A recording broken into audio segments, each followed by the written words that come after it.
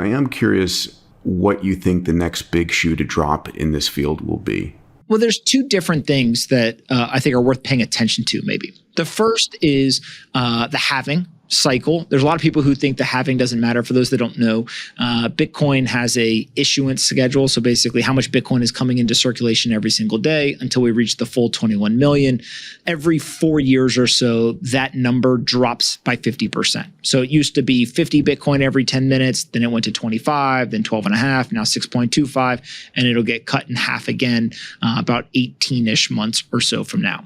Now, again, I'm just a student of economics and supply and demand. And so if you have an asset and there's a change to the supply, it becomes more scarce and demand stays the same, then price has to move. Now, how big it moves, is up for debate, but price has to move. And so I think that moment has proven in the past to be a large catalyst of price. I think it will continue to be a catalyst of price. Which means the price has gone up when it's halved? Correct. Usually we've reached a new all-time high within about 18 months of it happening. So it happens, and then within the next 18 months, we hit an all-time high. For context, back in May of 2020 was the last halving. We hit an all-time high in November of 2021. Right. And so, again, history is not a perfect guide for the future, but we would be dumb if we did not pay attention to history. And so I think that moment has some impact, although you could argue the impact is lessening as more and more people kind of come into the market and it's less pronounced. But I think it's worth paying attention to. The second thing is actually what I will consider the government adoption. But the government adoption is not just should we buy Bitcoin. I actually think there's two other things governments can do to drive Bitcoin adoption. The first is that they can go ahead and create either adversarial or sympathetic rules when it comes to actual regulation, law, and taxation. And so as they kind of pick and choose what their strategies are going to be, in countries where we have seen them ban Bitcoin ownership in the past, we've actually seen adoption go up. So in countries like Nigeria and Pakistan, the government steps in and says, no, this is not allowed. We're going to outlaw this. And people go and buy Bitcoin.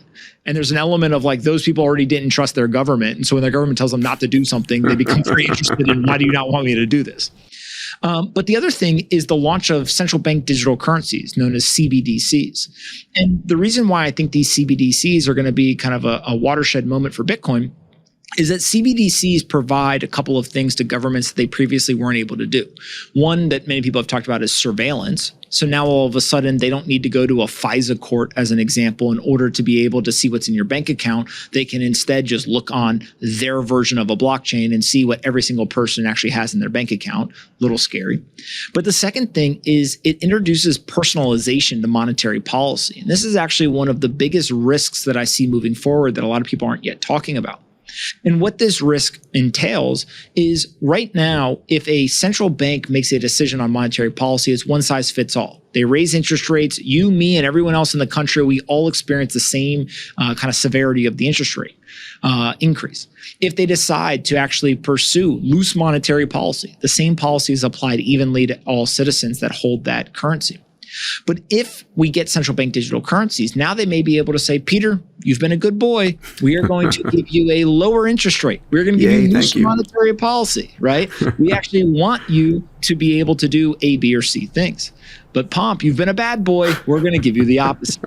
And so you can see a world where personalization of monetary policy, although theoretically it may sound good, could be a very slippery slope. Manipulative, sure. Yes. And so I think that people just, as they learn more about central bank digital currencies, they see them in action, they realize what some of the powers that have now been granted kind of unilaterally to these governments with central bank digital currencies are.